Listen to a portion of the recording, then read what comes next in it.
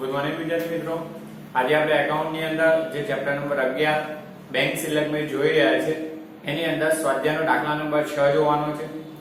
એટલે કે લાસ્ટ વિડિયોની અંદર આપણે સ્વાધ્યાયનો દાખલા નંબર 5મો જોઈ ગયા, નરેશનો બેંક સિલેક્ટમેન્ટ। હવે વિદ્યાર્થી મિત્રો એ દાખલાની અંદર પણ તફાવતના 10 કારણો આપણને આપ્યા હતા। એ જ પ્રકારનો દાખલો છે આજે છઠ્ઠો દાખલો છે જે ગૌરાંગના ચોપડે આપણે તૈયાર કરવાનો છે। તો વિદ્યાર્થી મિત્રો આપણે એમાં પણ લગભગ 10 એક કારણ જ આપ્યા છે, એટલે ચોપડી સાથે રાખી લો। ચોપડીની અંદરથી આપણે રકમ જોઈશું। મેં આગળ કીધું રકમ આપણે બોર્ડમાં ઉતારવી પોસિબલ નથી। હવે તમે ચોપડી સાથે રાખવી। ચોપડીની અંદર દાખલા નંબર જે છઠ્ઠો આપ્યો છે સ્વાધ્યાયનો ગૌરાંગનો, તો ત્યાંથી જોઈશું। એટલે અહીંયાથી તો દેખાય ને, પણ તમારે ચોપડીની અંદર ખ્યાલ હોવો જોઈએ કે આ બાજુના પેજ પર આપેલો છે। તો જો વિદ્યાર્થી મિત્રો દાખલાની રકમ આપણે પહેલા જોઈ લઈએ। તો છઠ્ઠો દાખલો છે, ગૌરાંગની પાસબુક પ્રમાણે તારીખ 31/3/2016 ના રોજ જમા બાકી ₹10,000 હતી। હવે અત્યાર સુધી રોકડમેન્ટ મુજબ બાકી આપી દાખલા નંબર 4, દાખલા નંબર 5। હવે આ દાખલામાં જો ગૌરાંગ, તો આ ગૌરાંગના ચોપડે આપણે બનાવવાનું થશે, ધંધાનો માલિક। હવે પાસબુક પ્રમાણે 31/3/16 ના રોજ જમા બાકી। હવે ત્યાં મિત્રો પાસબુક પ્રમાણે જમા બાકી તો એ બેંક સિલક થાય, જે રોકડમેન્ટ મુજબ ઉધાર બાકી હોય।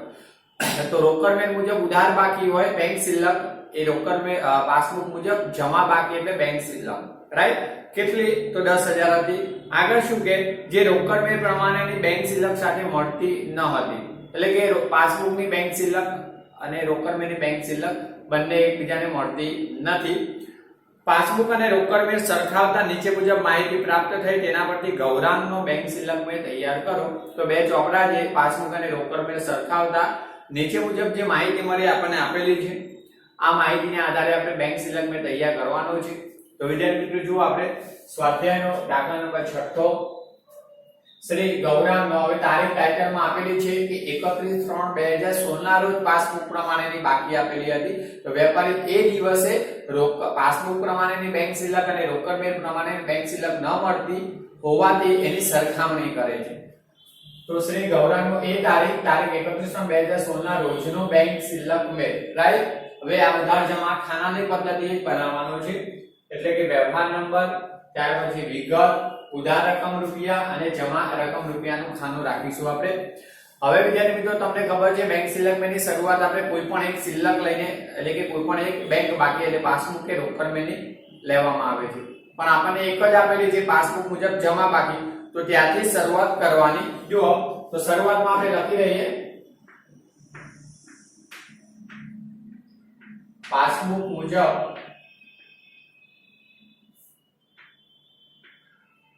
જમા બાકી। અને વિદ્યાર્થી મિત્રો પાસબુક મુજબ જમા બાકી એટલે આપણને ખબર છે બેંક સિલક કહેવાય। જો કેટલી આપેલી છે રકમ, તો પાસબુક મુજબ જમા બાકી 10,000। હવે વિદ્યાર્થી મિત્રો જમા બાકી છે તો જમા ખાનામાં જ લખવાની, ઓકે। એટલે બેંક સિલક થાય પાસબુક મુજબની। તમને ક્યારેક એક્ઝામમાં આ રીતના પ્રશ્ન પૂછે કે પાસબુક મુજબ બેંક સિલક આપેલું હોય એકલો શબ્દ, તો પાસબુક મુજબની બેંક સિલક જમા બાકી દર્શાવે, પણ રોકડમેન્ટ મુજબ બેંક સિલક આપી દે તો એ ઉધાર બાકી દર્શાવે, રાઈટ। હવે અહીંયા તો સ્પષ્ટ આપી દીધેલું છે જમા બાકી એટલે આપણે જમા ખાનામાં લખી દેવાનું। આગળ શું કહે છે, પહેલો માહિતી હવે જોઈએ આપણે વન બાય વન। તો પહેલો વ્યવહાર છે, જુઓ ₹7,000 નો ચેક લખેલો અને રોકડમેન્ટમાં નોંધેલો, પરંતુ લેણદારોને આપવાનો રહી ગયેલો। હવે સ્વાભાવિક જો વિદ્યાર્થી મિત્રો તમે ચેક લખો છો 7,000 નો, ચેક લખવામાં આવે, આપણો ચોપડો રોકડમેન્ટ। હવે આપણે આપણા ધંધાની દ્રષ્ટિએ વિચારીએ, આપણે ચેક લખીએ છીએ તો લખેલો ચેક રોકડમેન્ટની કઈ બાજુ નોંધાય? જમા બાજુ, કારણ કે એટલે બેંક સિલક ઘટે, આપણે લખીને લેણદારને આપીએ છીએ। તો હવે એ ચેક બેંકમાં આવે તો ચૂકવણી માટે રજૂ થાય, તો બેંક ચૂકવણી કરે તો પાસબુકમાં ઉધાર કરે, રાઈટ। પણ અહીંયા શું કીધું, રોકડમેન્ટમાં નોંધેલો છે પરંતુ લેણદારોને આપેલો નથી।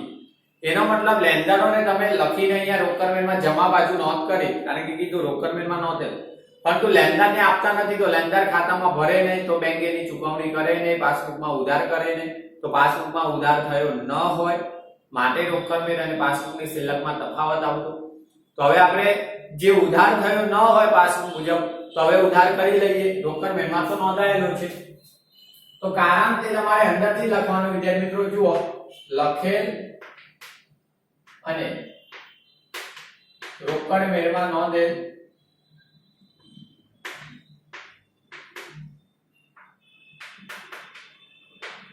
પરંતુ લેન્ડરોને નહીં આપેલ ચેક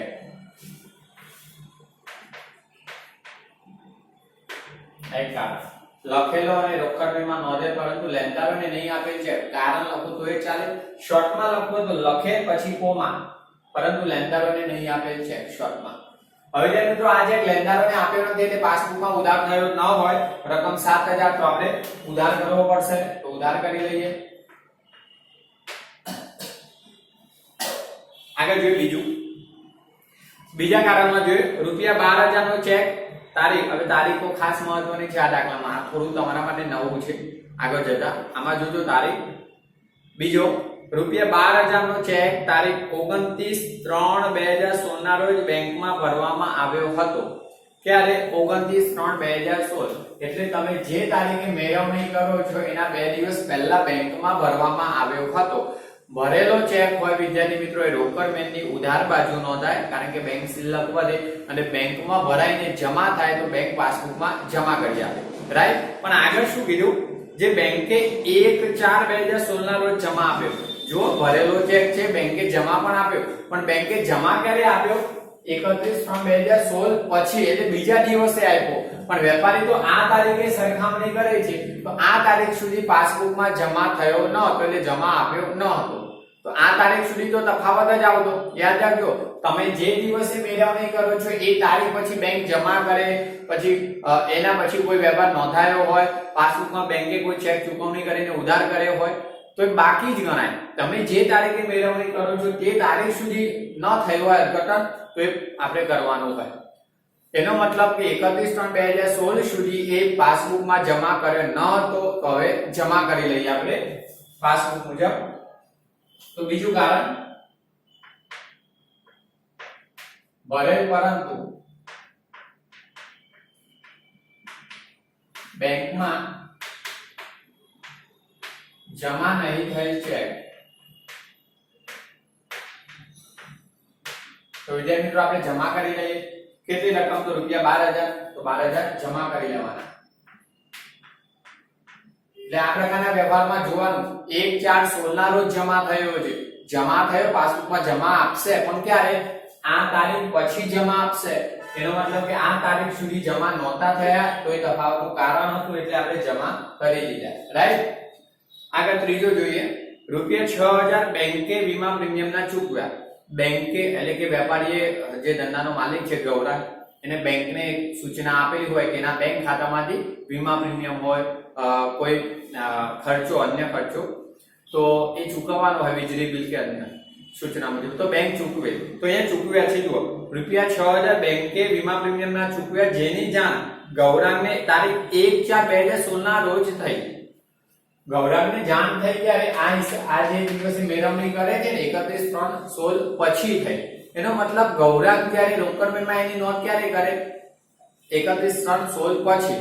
મતલબ કે 31/3/16 સુધી તો રોકડ મેળમાં ગૌરાંગે નોંધ્યા ન હોય, એટલે રોકડ મેળ અને બેંકે ચૂકવ્યા છે તો પાસબુકમાં નોંધ હોય, તો બંને વચ્ચે આ તફાવત હતો. હવે સમજો, બેંકે ચૂકવ્યા છે તો બેંક તમારી શિલ્લક એટલી ચૂકવે, શિલ્લકમાંથી ચૂકવે એટલે શિલ્લક ઘટે, તો બેંક પાસબુકમાં ઉધાર કરે. અને જો ગૌરાંગને જાણ થાય એટલે ગૌરાંગ શું કરે? રોકડ મેળ પોતાનો ચોપડો છે તેમાં પણ બેંક શિલ્લક ઘટાડે, એટલે જમા બાજુ નોંધે. બેંક શિલ્લક ઘટે જાય તો જમા. રાઈટ? તો રોકડ મેળમાં વીમા પ્રીમિયમ ચૂકવાયું હોય જે બેંકમાંથી, તો જમા બાજુ નોંધાય અને પાસબુકમાં ઉધાર. મતલબ બેંકે તો પાસબુકમાં ઉધાર કર્યા હોય કારણ કે બેંકે ચૂકવ્યા છે, પરંતુ રોકડ મેળમાં નોંધાયા ન હોય કારણ કે આ તારીખ પછી જાણ થઈ છે, તો રોકડ મેળમાં જમા ન થયા હોય તો હવે આપણે જમા કરી લઈએ. તો ત્રીજું કારણ જુઓ,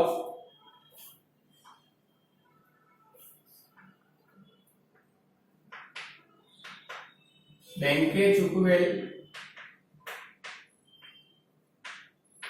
વીમા પ્રીમિયમ જે રોકડ મેળમાં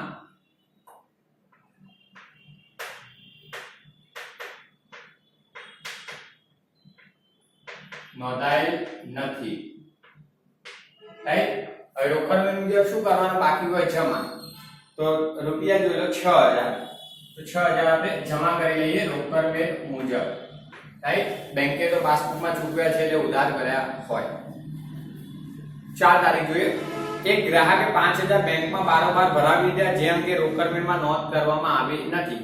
જો ચોથો, ગ્રાહકે 5000 બારોબાર બેંકમાં જમા કરાવ્યા તો બેંકે પાસબુકમાં જમા કરીને આપ્યા હોય, પરંતુ રોકડ મેળમાં એ નોંધ બાકી છે, એનો મતલબ કે રોકડ મેળ મુજબ એ વ્યવહાર આપણો ઉધાર થશે, કારણ કે બેંક શિલ્લક વધે આવે તો ઉધાર। તો આ યાદ રાખવાનું શોર્ટકટ, ગ્રાહક બારોબાર રકમ જમા કરાવે તો બેંક એ તમારા ખાતામાં જમા કરીને પાસબુકમાં જમા કરી આપે। રોકડ મેળમાં જ્યાં સુધી જાણ ન થાય ત્યાં સુધી જે ધંધાનો માલિક છે એ નોંધ કરશે નહીં, તો અહીંયા નોંધ બાકી હોય। હવે રોકડ મેળ મુજબ ગ્રાહકે જમા કરાવ્યા હોય તો બેંક શિલ્લક વધે આવે તો ઉધાર કરવાના બાકી હોય, તો એ તફાવતનું કારણ હતું, તો હવે આપણે ઉધાર કરી લઈએ। તો જો ચોથો વ્યવહાર, ગ્રાહકે બેંકમાં બારોબાર જમા કરાવેલ રકમ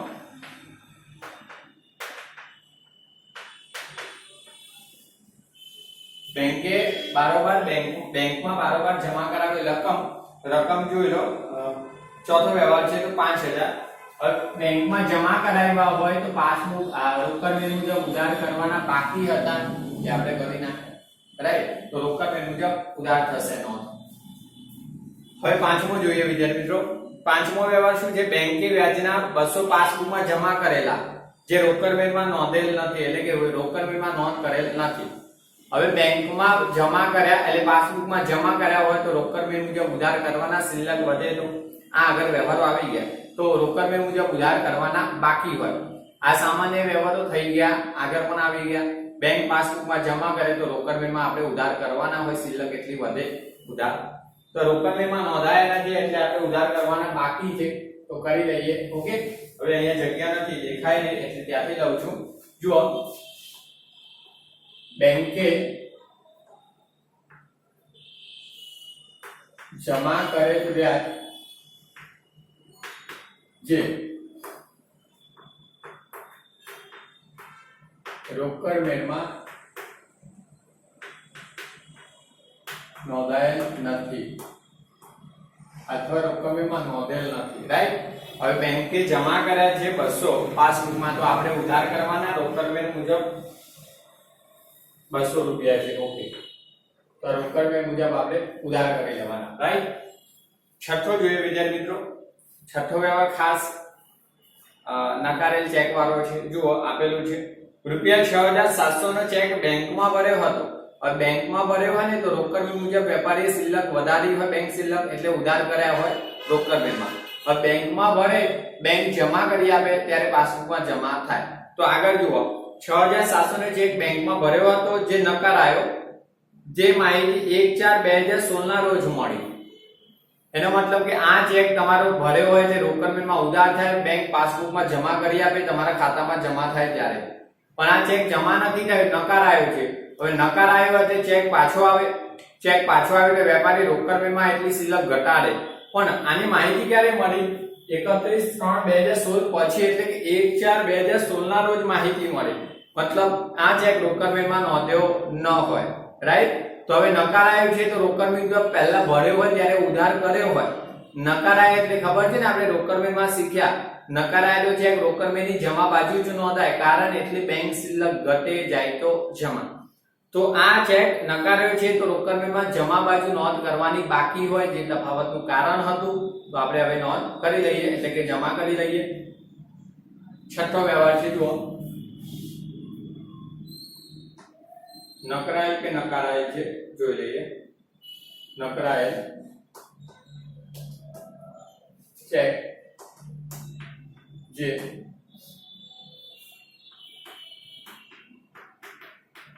જે રોકડ મેળ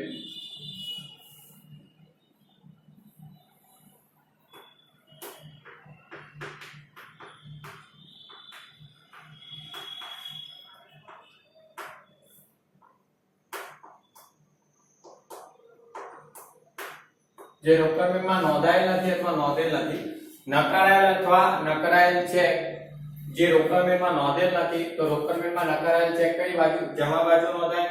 6 તારીખમાં તો કેટલા રૂપિયા? 6700 નો ચેક હતો, 6700 રૂપિયા. હવે આગળ જોઈએ વિદ્યાર્થી મિત્રો, 7 તારીખનો ખાસ વ્યવહાર સમજવાનો છે. તારીખ પ્રમાણે જુઓ, રૂપિયા 18,000 ના ચેકો એટલે એક ચેક નથી, એક કરતા વધારે ચેક હશે. જોજો, કોઈ 5,000, કોઈ 2,000, કોઈ 10,000, 8,000 અથવા બે પણ ચેક હોય, 8,000, 10,000 કોઈ પણ હોય રકમ. આપણને રકમ નથી આપી, પણ 18,000 ના ચેકો લખેલા, રાઈટ. પરંતુ તેમાંથી ફક્ત રૂપિયા 6,000 ના ચેકો 31/3/2016 સુધી ચૂકવણી માટે રજૂ થયા. જોજો, કેટલા? 18,000 ના ચેકો લખેલા. તો લખેલા ચેક રોકડમેની કઈ બાજુ? જમા બાજુ નોંધાય એટલે બેંક શિલ્લક ઘટે. તો રોકડમેની જમા બાજુ 18,000 ના ચેકો નોંધાયા હોય. હવે પાસબુકમાં જ્યારે ચૂકવણી માટે રજૂ થાય, લેણદારો ભરે તો બેંક ચૂકવણી માટે રજૂ થાય તો બેંક એ 18,000 પાસબુકમાં ઉધાર કરે. પણ 31/3/16 સુધી કેટલા ફક્ત રજૂ થયા? તો આ જુઓ, 18,000 ના જે ચેકો હતા એમાંથી રજૂ થયેલ, તો જુઓ 31/3/16 સુધી 6,000 ના ચેકો રજૂ થયા હતા. ઓકે, તો માઈનસ કરી લો. 18,000 પૂરા થવા જોઈએ, ફક્ત એમાંથી 16,000 રજૂ થયા, તો આ નહીં રજૂ થયા, રજૂ ન થયેલ ચેક. ઓકે, હવે જેટલા રજૂ નહોતા થયા એ તફાવતનું કારણ, કારણ કે આ રજૂ થયા તો એ તો 18,000 રોકડમાં પણ નોંધાયા છે, પાસબુકમાં પણ ઉધાર થયા, પણ પાસબુકમાં ઉધાર કેટલા નથી થયા? 12,000. તો આ 12,000 એ તફાવતનું કારણ છે, રાઈટ. તો 12,000 હજી રજૂ નહોતા થયા, પાસબુકમાં ઉધાર નહોતા થયા, આપણે ઉધાર કરી લઈએ. ઓકે, તો 7 તારીખ રીઝન તો એના તમે આ પણ આમાં તો રોકડમાં નોંધવાનું બાકી હતું, લેણદારોને આપવાનું રહી ગયો. સોરી, એટલે પાસબુકમાં ઉધાર પણ લેણદારોને નહોતો આપ્યો. પણ આ સામાન્ય વ્યવહાર હતો, લખેલ પરંતુ બેંકમાં ચૂકવણી માટે રજૂ નહીં થયેલ ચેક,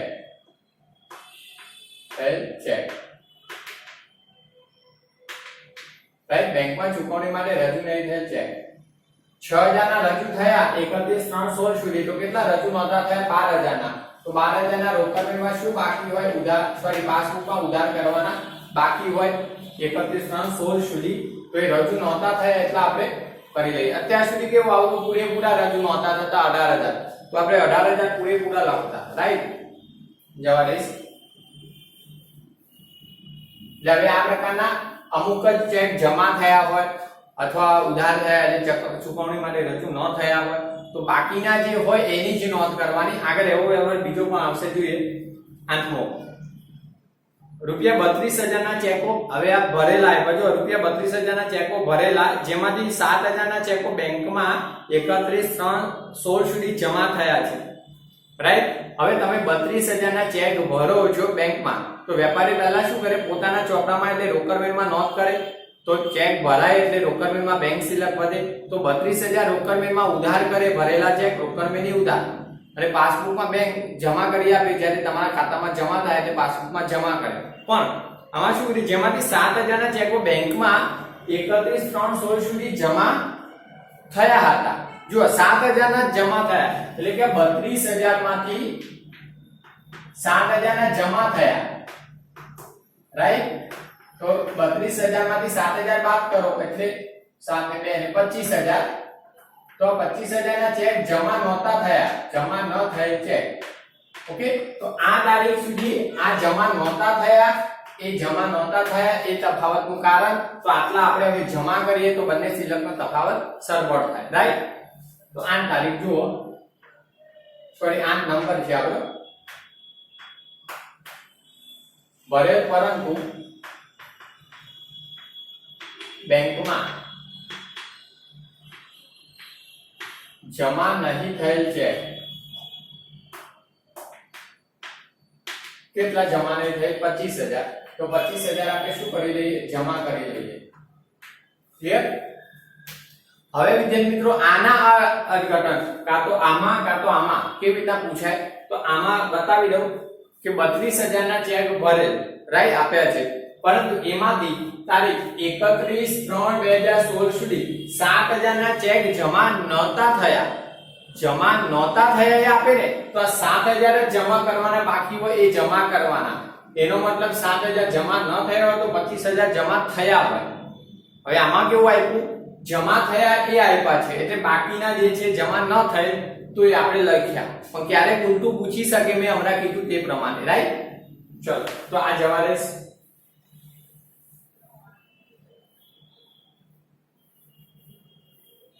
હવે આગળનું જોઈએ આપણે નવમો. જુઓ નવમામાં રૂપિયા 1800 નો એક ચેક બેંકમાં ભરેલો પરંતુ રોકડ બિલમાં નોંધવાનો રહી ગયો. તો ભરેલ ચેક કેટલાનો છે? 1800 નો. ભરેલો ચેક રોકડ બિલની ઉધાર બાજુ નોંધાય, પાસબુકમાં જમા થાય. હવે પાસબુકમાં નોંધે એવું નથી કીધું, રોકડ બિલમાં નથી નોંધાય તો રોકડ બિલમાં ચેક ઉધાર કરવાનો બાકી હોય આપણે ઉધાર કરી લઈએ, રાઈટ. કારણ કે ભરેલ ચેક તો વિદ્યાર્થી મિત્રો બહુ વધારે તમારે એક આમાં આવ્યો, ભરેલ ચેક અહીંયા આવ્યો, ભરેલે રોકડ બિલની ઉધાર થાય, પાસબુકમાં જમા નહોતા થયા તો જમા કરાય. અહીંયા તો રોકડ બિલમાં નથી નોંધાય તો ઉધાર કરવાના બાકી, રાઈટ. તો ભરેલ પરંતુ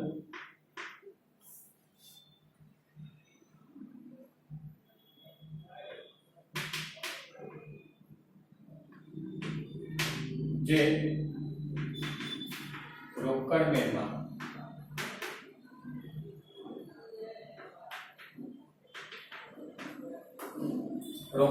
નોંધેલ નથી અથવા નોંધાયેલ નથી. ભરેલ ચેક જે રોકડ બિલમાં નોંધેલ નથી અથવા નોંધાયેલ નથી તો રોકડ બિલ મુજબ ઉધાર કરવાના હોય તો 1800 રૂપિયા આપણે ઉધાર કરી લઈએ, રાઈટ. આગળ જોઈ લઈએ વિદ્યાર્થી મિત્રો દસમો બહુ સરળ છે. બેંકે પાસબુકમાં બેંક ચાર્જીસ 20 ઉધાર્યા છે જે રોકડ બિલમાં નોંધ થઈ નથી. બેંકે પાસબુકમાં ચાર્જીસ ઉધાર્યા છે તો બેંકે ચાર્જીસ તમારા ખાતે ઉધાર કરે એટલે પાસબુકમાં ઉધાર થયા હોય જે રોકડ બિલમાં જમા થશે, બેંક સિલક ઘટે જાય તો જમા. તો રોકડ બિલમાં જમા થાય પણ નોંધ થઈ નથી તો હવે જમા કરી લઈએ આપણે, તફાવતનું કારણ હતું તો એ કરી લઈએ. 10મું બેંકે ઉધારેલ બેંક ચાર્જીસ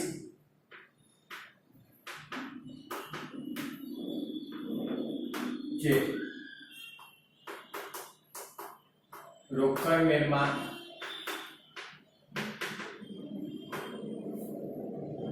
નોંધાયેલ નથી, રાઈટ.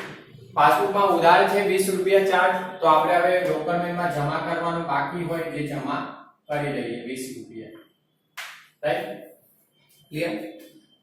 બસ વિદ્યાર્થી મિત્રો તમારે 10 નંબર સુધીના વ્યવહારો હતા તો પૂરા થયા. આ પણ દાખલો એમપી સમજો, કારણ કે આની અંદર પણ બધા જ વ્યવહારો જે પાંચમા દાખલામાં આવ્યા હતા જે નરેશનો બેંક સિલકમેન્ટ હતો એના જેવા થોડા નવા હતા તમને. એટલે કે આ જે બે પ્રકારના છે 7મો અને 8મો, અમુક ચેક જે ચૂકવણી માટે રજૂ થયા, અમુક ચેક જમા નહોતા થયા એ પ્રકારે હતો, રાઈટ. બાકી આ ચાર્જીસ, બેંક વ્યાજ, બારવાર જમા કરાવેલ બેંક વ્યાજ, આ બધા વ્યવહારો તો આવી ગયેલા અને આગળ પણ હજુ આવશે, રાઈટ. હવે ત્યાં મિત્રો બીજા ચોપડાની આપણે બાકી શોધી લઈએ. એટલે કે જો અહીંયા પાસબુક મુજબ બાકી છે શરૂઆતમાં તો અહીંયા વિરુદ્ધ ચોપડાની બાકી મળશે, એટલે કે રોકડ બિલ મુજબની મળશે. તો અહીંયા જે બાકી મળશે એ આપણે રોકડ બિલ મુજબ, ઓકે. હવે કઈ બાકી છે તો આપણે શોધી લઈએ સરવાળો કરીને. તો જુઓ આપણે પહેલા ઉધાર ખાનાનો સરવાળો કરી લઈએ, ત્યારબાદ જમા ખાનાનો. चलो उधार खाना 7 ने 5 12,000, 12,000 12 24 અને 2026, ઓકે. 7 ને 5 12 24 25 ને 26,000 ઉધાર ખાનાનો સરવાળો 26,000. જમા ખાનાનો 10 ને 22 ને 22 ને 6 28,000 6,700 25,000 અને 20 59,720, ઓકે. ફરીથી એક વખત તો પણ જોઈ લઈએ. 10 ને 12 22 6 28 6,700 25,000 અને 20 59,720, રાઈટ. હવે જે મિત્રો તમે જો ઉધાર ખાનાનો સરવાળો 26000, જમા ખાનાનો સરવાળો 59720, તો બંનેમાંથી કયા બાજુનો સરવાળો વધુ છે? જમા બાજુનો 59720, તો એ બંને બાજુ મૂકી દેવાના, એટલે કે 59720 જે જમા બાજુનો સરવાળો વધુ છે બંને બાજુ મૂકી દો, રાઈટ। હવે જે મિત્રો તમારે આ જે સરવાળો મૂક્યો છે જમા બાજુનો, એમાંથી આ ઉધાર બાકીનો જે સરવાળો થાય અહીંયા સુધીનો કેટલો 26000 એ બાદ કરી દો, તો માઈનસ 26000 એટલે 33720 મળશે તફાવત, એટલે જે બાજુ સરવાળો ઓછો હોય ને ત્યાં જ ખૂટતી રકમ મળે। આ તો આપણા માટે સામાન્ય ખાતા બંધ કરવાનું, જે બાજુ સરવાળો ઓછો હોય ત્યાં તફાવત મળે, રાઈટ। હવે જે મિત્રો આ જે બાકી આવે 33720 એ બાકીને કયું અર્થઘટન કરીશું? તો જો અહીંયા તો આપણને ખબર છે પાસબુક મુજબ એટલે હવે રોકડ મુજબ બાકી મળે। હવે તફાવત કઈ બાજુ મળે? ઉધાર ખાનામાં મળ્યો છે, તો આ રોકડ મુજબ ઉધાર બાકી લખી દેવાની, ઉધાર બાકી। હવે જે મિત્રો તમને ખબર છે કે રોકડ મુજબ ઉધાર બાકી એટલે બેંક શિલ્લક કહેવાય, તો અહીંયા લખી દેવાનું, મારી જગ્યા નથી, નીચે કૌંસમાં બેંક શિલ્લક, રોકડ મુજબ ઉધાર બાકી એટલે બેંક શિલ્લક, રાઈટ। બસ વિદ્યાર્થી મિત્રો આ રીતના તમારે ગણવાના છે, પ્રેક્ટિસ કરી લો। આ તો દાખલો તમારે ઉતારી લેવાનો છે બોર્ડ વર્કમાંથી, પ્લસ સાથે આવા ઉદાહરણ છે ને પ્રેક્ટિસ કરવાની છે, અને પ્રેક્ટિસ ખાસ કરજો, રાઈટ।